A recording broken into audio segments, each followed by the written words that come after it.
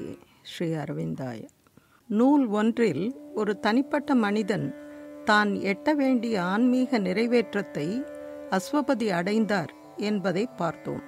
அதன் விளைவாக அவருடைய ஆன்மா விடுதலை அடைந்தது.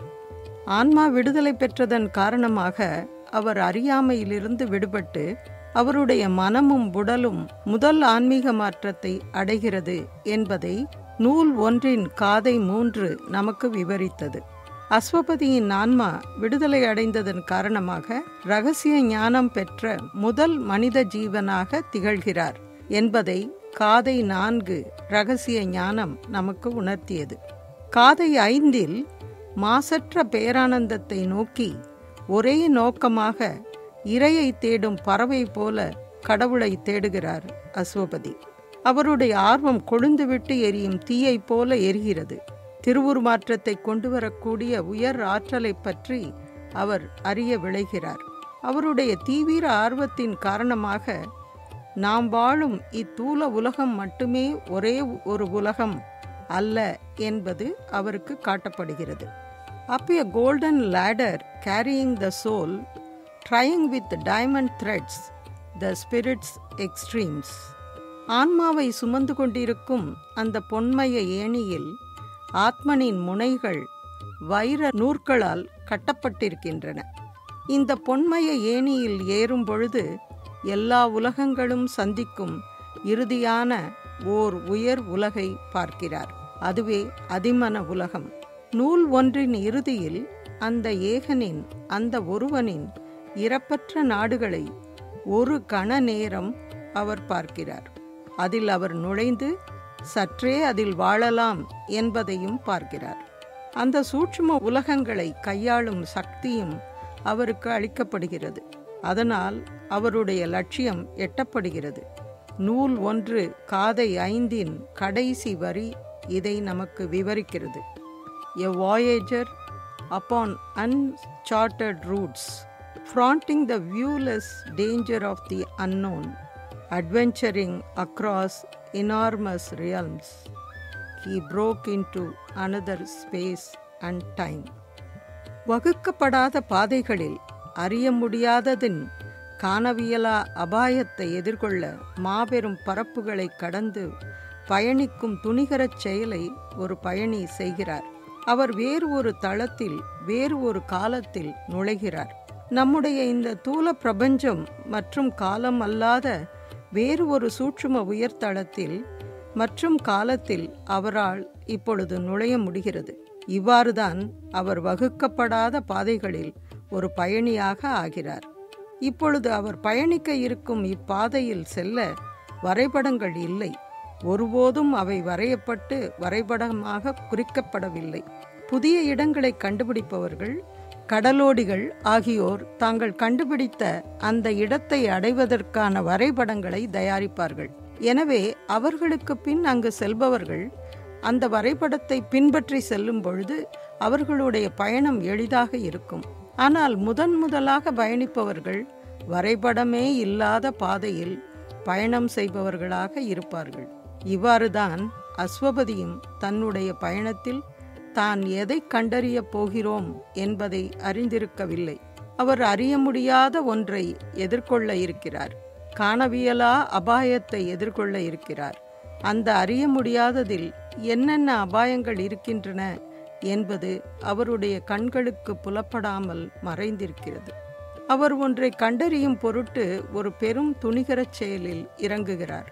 நம்முடைய வரம்பிற்குட்பட்ட தூல பிரபஞ்சத்திற்கு அப்பாற்பட்ட பறந்து விரிந்து கிடக்கும் கால வர்த்தமானங்களுக்குள் நுழைகிறார்.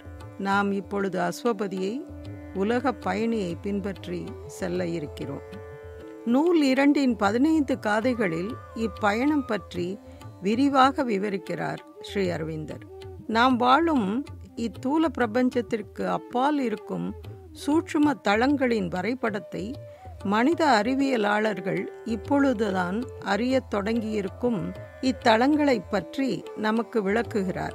இந்த சூட்சும தளங்கள் எவ்வாறு ஒன்றோடொன்று தொடர்புடையதாக இருக்கின்றன, நம் மனித வாழ்வில் அவை எவ்வாறு ஒரு தாக்கத்தை ஏற்படுத்துகின்றன என்பதையெல்லாம் நமக்கு காட்ட இருக்கிறார். ஆனால் முதலில் வெளிப்பாட்டின் பல நிலைகளை பற்றிய கண்ணோட்டத்தை அவர் நமக்கும் அஸ்வபதிக்கும் அளிக்கிறார். நாம் இப்பொழுது சாவித்திரி காவியத்தின் நூல் 2 உலகப் பயணியை பற்றி கற்க இருக்கிறோம். நூல் 2 the book of the traveller of the worlds எனப்படுகிறது. இதில் இருக்கும் 15 காதைகள் வாழ்வின் உலகங்கள், மனதின் உலகங்கள், உலக ஆன்மா மற்றும் இறுதி காதை உயர் ஞானத்தின் ராஜ்யம் என பிரிக்கப்பட்டிருக்கிறது. இப்பகுதியில் நாம் காதை 1 பற்றி பார்க்கலாம். நூல் 2 காதை 1 த வேர்ல்டு ஸ்டார் உலக ஏணி என பெயரிடப்பட்டிருக்கிறது. காதை 1 சுருக்கத்தை இங்கு தருகிறோம். அறியப்படாத அந்த சூட்சும உலகிற்குள் நுழைந்த அஸ்வபதிக்கு அந்த சூட்சும உலகின் பரந்து விரிந்த மற்றும் பன்முகத்தன்மை ஒரே வீச்சில் காட்டப்படுகிறது. பேராத்மனின் மெய்மையை குறிக்கும் அனைத்து சின்னங்களின் எல்லா அற்புதங்கள் மற்றும் பலவான தன்மை, அதாவது வெரைட்டி, தம்முடைய தீவிர எழில் அல்லது கொடூரமான ஆனந்தம் எனும் அனுபவத்தை அவருக்கு அர்ப்பணித்து அவருடைய பகுதியாகவே ஆகிறது. ஒன்றே ஒன்று மட்டும் அங்கு இல்லை. ஏகாந்தமான ஒற்றை ஓசையில் நித்தியத்தை தூக்கிச் சுமக்கும் காலமற்ற தனிப்பெருஞ்சொல் முழுமுதலான இறைவனின் முற்றான பொருளடக்க பட்டியலும் அங்கு காணப்பெறவில்லை.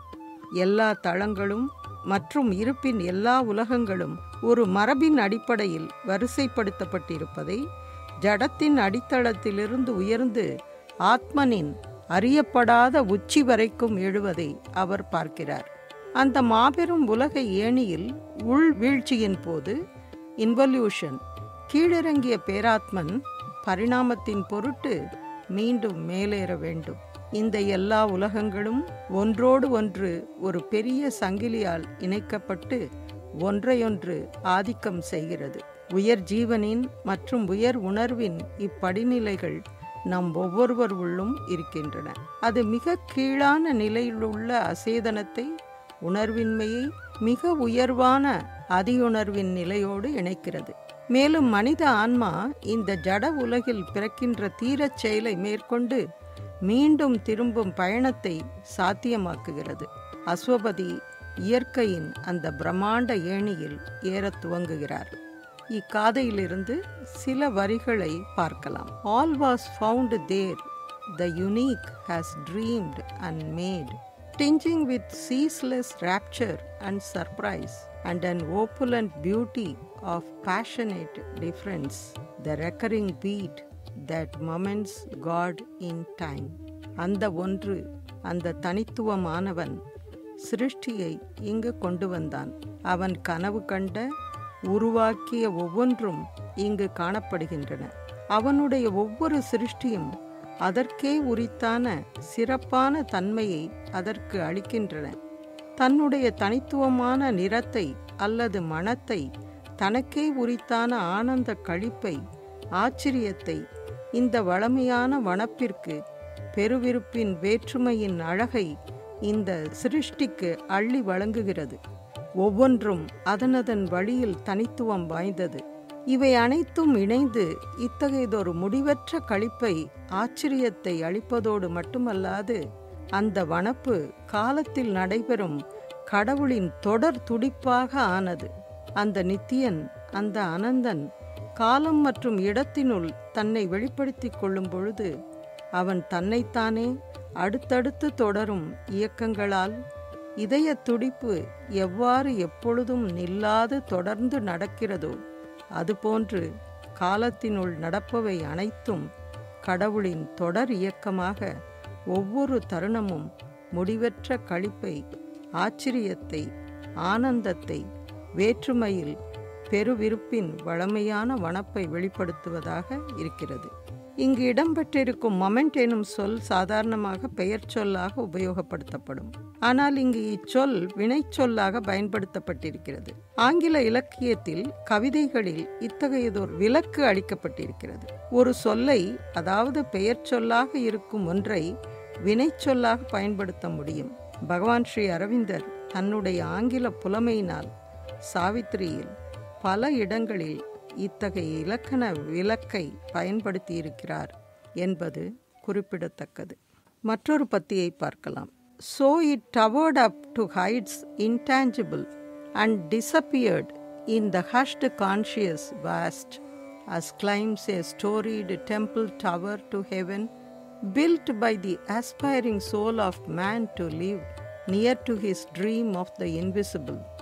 Infinity calls to it as it dreams and climbs. Its spire touches the apex of the world. Amid the many systems of the One, alone it points us to our journey back out of our long self-loss in nature's deeps. Planted on earth, it holds in it all realms. It is a brief compendium of the vast. This was the single stair to being's goal. இந்த வரிகளில் டவர்ட் என்ற சொல்லை பார்க்கிறோம். இதன் பொருள் ஓர் உயரமான கோபுரம் போன்று உயர்வது என்பதாகும். நூற்றுக்கணக்கான நிலைகளைக் கொண்ட உலகக் குவியலின் மலையை போன்ற ரதம் எட்ட இயலாத உயரங்களுக்கு மேலெழுந்து நிற்கிறது அல்லது அந்த தொடுதலை உணர்கிறது. உணர்வுள்ள பறந்து விரிந்த மௌனமான வெளியில் மறைகிறது ஓர் அளப்பரிய மோன உணர்வு. இந்த உலகில் ஒரு கோபுரம் வானளாவ உயர்ந்து நிற்கிறது. மேகங்கள் அல்லது பனியால் அந்த கோபுரம் மூடப்படாவிட்டால் நாம் அதன் உச்சியை சாதாரணமாக பார்க்க முடியும்.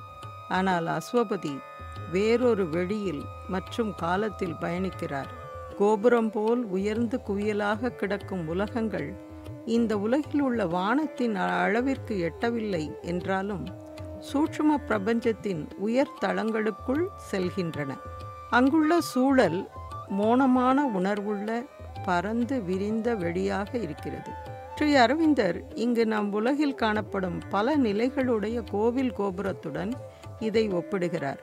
ஒரு கட்டிடத்திற்கு தரைத்தளம், முதல் தளம், இரண்டாம் தளம் என பல தளங்கள் இருக்கும். அதே போன்று தென்னிந்தியாவில் இருக்கும் கோவில் கோபுரங்கள் பெரும் வாசல்களை அடித்தளமாக கொண்டு அதற்கு மேல் பல நிலைகளுள்ள கோபுரங்கள் வானளாவ உயர்ந்து அமைக்கப்பட்டிருப்பதை நாம் பார்த்திருக்கிறோம். இதை நீங்கள் சற்று உன்னிப்பாக கவனித்தால் ஒவ்வொரு நிலையும் ஒரு உலகத்தை குறிப்பதாக இருக்கும்.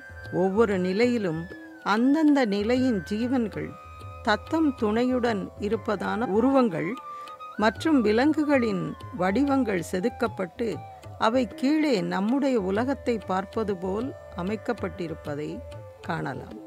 மனிதர்கள் இத்தகைய கோபுரங்களை தங்களுடைய உள்ளுணர்வினால் இத்தகைய சூட்சும உலகங்களின் வடிவங்களை உருவாக்கினார்கள். மேலும் இதன் மூலம் அவர்களுடைய ஆர்வம் மிக உயர்ந்த உணர்வை எட்ட முடித்தது. ஆர்வமுறும் மனிதனின் ஆன்மா வாழ்வதற்காக உருவாக்கப்பட்டது. கட்புலனாகாதவனின் அருகாமையில் அவனுடைய கனவு இருந்தது. மனிதனால் உருவாக்கப்பட்டுள்ள மத சம்பந்தமான உயரமான கோபுரங்கள் அறிந்தோ அறியாமலோ நம் கண்களால் காண இயலாத இருப்பின் சூட்சும தலங்களின் உலகக் குவியல்களின் உருவங்களை குறிக்கின்றன. இவை நம்முடைய ஜட உலகை அனைத்தையும் கடந்த அந்த உயர் தளங்களுடன் வார்த்தைகளால் விவரிக்க இயலாதவனின் ஆட்சியுடன் இணைக்கிறது என்பதை நமக்கு காட்டுகிறார் ஸ்ரீ அரவிந்தர்.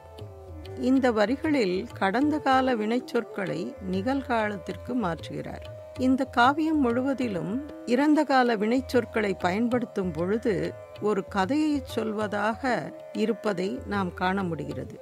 இங்கு அஸ்வபதி தான் கண்டதை, அனுபவமாக பெற்றதை நிகழ்காலத்தில் கூறுகிறார். நிகழ்கால சொற்களை உபயோகிக்கும் பொழுது பொதுவான ஒன்றை ஒரு பரந்த பொருளில் உபயோகித்திருப்பதை காணலாம். இப்பொழுது அவர் ஒரு பொதுவான கருத்தை சொல்கிறார். மேலும் அதை திறமையுடன் இருப்பின் சூட்சும தளங்களின் உலகக் குவியலை குறிப்பிடவும், இங்கு நில உலகில் மனிதன் தன் ஆர்வத்தினால் உருவாக்கியிருக்கும் கோவில் கோபுரங்களை குறிக்கவும் பயன்படுத்தியிருக்கிறார். அனந்தம் அதனை தன்னுடைய கனவுகளாகவும் மேல் எழுதலாகவும் பார்க்கிறது. கோபுரத்தின் பல பல தளங்கள் அனந்தத்தை அடைய முயற்சிக்கும் மிக உயர்வான மெய்மைகளின் கனவுகளை குறிப்பதை போல் இருக்கிறது. அதனுடைய எல்லையிலா தன்மை நம்முடைய ஆன்மாக்களை கவர்ந்தெழுக்கிறது. அதனுடைய நுனி உலகின் உச்சியை தொடுகிறது. ஸ்பைர் என்பது ஓர் உயரமான தேவாலய கோபுரத்தின் நுனியை குறிப்பதாகும். பாண்டிச்சேரியில் உள்ள பல தேவாலயங்களில் இது போன்ற ஸ்பைர்ஸை பார்க்க முடியும். அப்பெக்ஸ் என்றால் மிக மிக உயரமான பகுதியை குறிப்பது. உலக குவியலின் மிக உயரமான புள்ளி உலகின் உச்சியை தொடுகிறது. வெளிப்பட்டிருக்கும் பிரபஞ்சத்தின் மிக உயர்ந்த நிலையை குறிக்கிறது அது. அந்த ஆன்மா இத்தகைய மாபெரும் குரலற்ற ஓசையற்ற மோனமான ஆட்சி பரப்புகளின் ஊடே உயரும் பொழுது இந்நில உலகம் மறைவாக இருக்கும் அனந்தங்களோடு இணைகிறது. நம்முடைய நில உலகிற்கு, நம்முடைய இருப்பான தூல உலகிற்கு நம்மால் அறிய முடியாத மறைக்கப்பட்டிருக்கும், நம்மிடமிருந்து பிரிக்கப்பட்டிருக்கும் நித்தியனின் என்றுமுள்ள தளங்களுடன் ஓர் இணைப்பை ஏற்படுத்துகிறது. அந்த ஒன்று, அந்த இறைவன் பல பல முறைகளை உருவாக்கியிருக்கிறான். பல பிரபஞ்சங்களை, பல அகிலங்களை தன்னுடைய விளக்கம் பொருந்திய சிருஷ்டிக்கும் ஆனந்தத்தால் உருவாக்கியிருக்கிறான். அது ஒரு சிருஷ்டிக்கும் ஆனந்தம். அது அந்த ஒன்றின் உள்ளுணர்வை பல உருவங்களாக பல்வேறு முறைகளில் வெளிப்படுத்துகிறது. இந்த உலக குவியல் மேற்சொன்னவற்றுள் ஒன்று. இவற்றில் ஒரே ஒரு உலகம் மட்டும் நீண்டு நெடிது சென்று நம்மை நாமே தொலைத்துவிட்ட இயற்கையின் ஆழங்களிலிருந்து நாம் எவ்வாறு மீண்டு வருவது என்பதை நமக்கு காட்டுகிறது. நம்முடைய ஆன்மாக்கள் உலக ஏணியின் காண இயலாத அடித்தளமான அசேதனத்தில் மூழ்கி கிடக்கின்றன.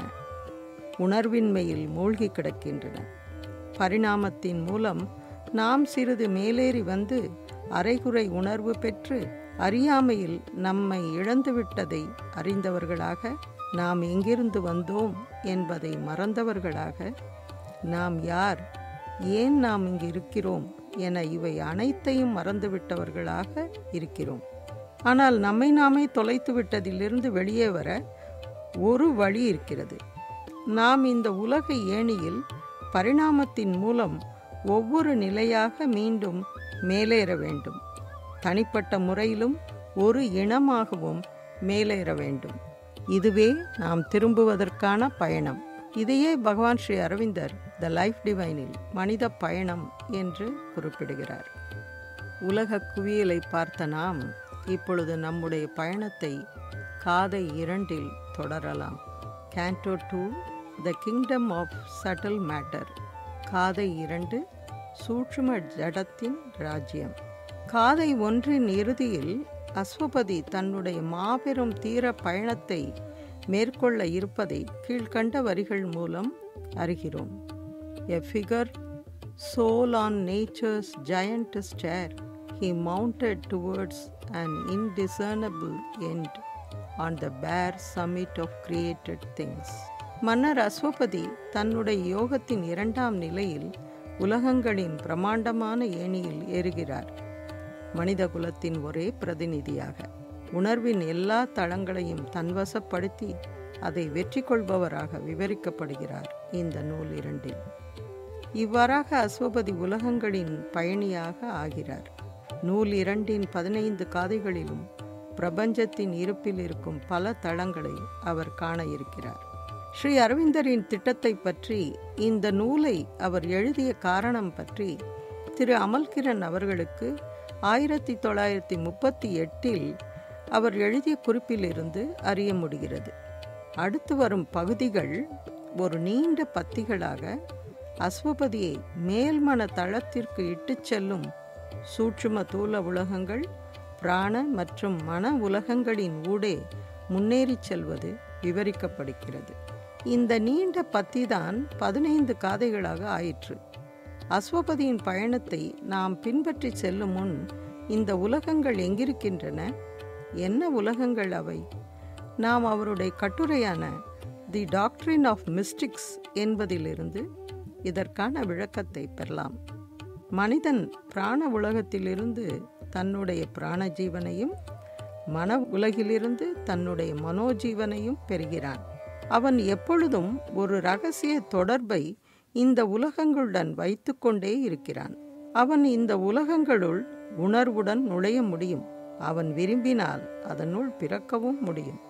சத்தியத்தின் சூரிய உலகங்களுள் அவன் எழுந்து அதிவுணர்வின் இணைய வாசல் வழியே நுழைந்து பரமனின் வாசற்படியை கடக்க முடியும். தெய்வீக வாசற்கதவுகள் முன்னேறும் அவரின் ஆத்மனுக்காக திறக்கும். பகவான் ஸ்ரீ அரவிந்தர் மேலும் தொடர்கிறார். மனிதனின் உயர் ஏறுதல், அதாவது அசென்ஷன் என்பது சாத்தியமே. ஏனென்றால் ஒவ்வொரு ஜீவனும் புறக்காட்சியாக தான் பார்க்கும் அனைத்தையும் தன்னுள்ளே கொண்டிருக்கிறான். நம்முடைய அகநிலை திறன்கள் நம்முள்ளே மறைந்திருக்கின்றன. நம்மோடு தொடர்புடைய புறத்தே இருக்கும் அண்டத்தின் அனைத்து அடுக்குகளும் நம்முடைய அகநிலை திறன்களுக்கு இணையானவை. மேலும் சாத்தியமாகக்கூடிய இருப்பின் பல்வேறு தளங்களை இவை நமக்காக உருவாக்குகின்றன. தாயான இந்த பூமி அவனை தாங்கி தன் கைகளில் வைத்திருந்தாலும் சொர்க்கம் கூட அவனுடைய பெற்றோரில் ஒருவனே. இவ்வாறு அவர் உயரத்தில் மேலும் உயர் தளங்களில் தானே ஏறிச் செல்லும் பொழுது புதிய உலகங்கள் அவருடைய வாழ்வில் திறக்கின்றன. அவருடைய தீர்க்க திருஷ்டி அவருடைய அனுபவத்தின் களமாக, அவருடைய ஆத்மனின் இல்லமாக ஆகிறது. அவர் அந்த தெய்வீகத்துடன் அதன் சக்திகளுடன் தொடர்பு கொண்டு அதனுடன் ஐக்கியமாகிறார். மேலும் அந்த உருவங்களுக்கு ஏற்றவாறு தன்னை மறுவடிவம் செய்து கொள்கிறார். ஒவ்வொரு ஏற்றமும் அவருடைய ஆன்மாவின் ஒரு புதிய பிறப்பாக ஆகிறது. அஸ்வபதி மேற்கொள்ளும் இந்த பயணத்தை தான் ஸ்ரீ அரவிந்தர் நமக்கு காட்டுகிறார். மாளும் மனித நிலையிலிருந்து இரவா பெருநிலைக்கான தளங்களுக்கு செல்வதை, மனிதகுலத்தின் சார்பாக அவற்றை வெற்றி கொள்வதை காட்டுகிறார். சூட்சும ஜடத்தின் ராஜ்யம் என பெயரிடப்பட்டுள்ள இக்காதையின் சுருக்கத்தை இங்கு பார்க்கலாம். அஸ்வபதி நம்முடைய உலகிற்கு மிக அருகாமையில் இருக்கும் சூட்சும ஜட உலகினுள் நுழைகிறார். நம்முடைய உலகை விட அற்புதங்களும் ஆனந்தமும் இனிய வடிவங்களும் சூட்சும புலன்களும் அங்கு இருப்பதை காண்கிறார். இவ்வுலகில் நாம் அடைய விரும்பி கனவு கண்ட அனைத்தும் அங்கு முழு விவரங்களுடன் இருப்பதை காண்கிறார். அதனுடைய எல்லைக்கோடுகள் நம்முடைய உலகுக்கு ஒரு பாதுகாப்பு கவசமாக திகழ்கின்றன. அதனுடைய சக்திமிக்க ஆற்றல் அலைகள் தடுக்கப்பட்டு நம்மால் எவ்வளவு பெற்று ஜீரணிக்க முடியுமோ அந்த அளவு மட்டுமே அதை வடிகட்டி இங்கு நமக்கு அனுப்புகிறது. இங்குள்ள பேரழகின் எல்லா படைப்புகள், பேரானந்தம் மற்றும் பேரருள் ஆகியவற்றின் மூலம் மேலிருந்து வரும் இந்த உயர் சக்திகளே. ஆன்மா இத்தூல உடலை நீத்த பின் ஒளிமிக்க வாகனமாக சூட்சும உடலை ஏற்கிறது. இந்த சூட்சும உடல் மேன்மேலும் சூட்சுமமானதாக ஆகி ஆன்மாவை உயர் உலகங்களுக்கு இட்டுச் செல்கிறது. நித்திய ஜீவனின் முதல் ஒளியுடல் மட்டும் எஞ்சியிருக்கும் வரை இந்த முன்னேற்றம் தொடர்ந்து நடக்கிறது. அந்த ஆன்மா மீண்டும் இங்கு வந்து தன்னுடைய மாளும் சுமையை ஏற்க வேண்டிய நிலை ஏற்படும் பொழுது சூட்சும உடல் வலுவானதாக, திடத்தன்மை உடையதாக ஆகிவிடுகிறது. இப்பருவுலகம் முதலில் சூட்சும பொருளாகத்தான் வெளிப்பட்டது. புவி ஜடப்பொருள் எல்லா உயர் உலகங்களின் சாரத்தால் நிரம்பியுள்ள காரணத்தால் அவற்றின் பேராற்றல் அதனின்று வெளிப்பட்டே தீரும். அதனுடைய உச்சக்கட்ட நிலைகள் ஆனந்தமானவையாக இருப்பினும் அதனுடைய கீழ்நிலைகள் ஆபத்தானவை. புவி ஜடத்தின் உணர்வற்ற தன்மை இங்கிருந்துதான் தோன்றியது. இதுவும் தூல உலகாக இருப்பதால் அது வடிவங்களை பற்றி மட்டுமே கவனிக்கிறது. எனவே ஏமாற்றும் அழகான வடிவங்களை அபாயகரமான சக்திகளுக்கு, அரக்கன் மற்றும் பிராண பாம்பு போன்றவற்றிற்கு அளிக்கிறது. தோற்றங்கள் மற்றும் உருவங்களுக்குமான உலகமாக அது இருப்பதால் அஸ்வபதியின் தேடலை அது திருப்தி செய்ய இயலவில்லை. அவர் தன் தேடலை மேலும் தொடர உந்தப்படுகிறார். இக்காதையிலிருந்து சில வரிகளை நாம் இப்பொழுது பார்க்கலாம். After the falling of mortality's cloak, lightened is its weight to heighten its ascent. Refined to the touch of finer environments, it drops old patterned palls of denser stuff. cancels the grip of earth's descending pull and bears the soul from world to higher world, till in the naked nether of the peaks the spirit's simplicity alone is left, the eternal being's first transparent robe.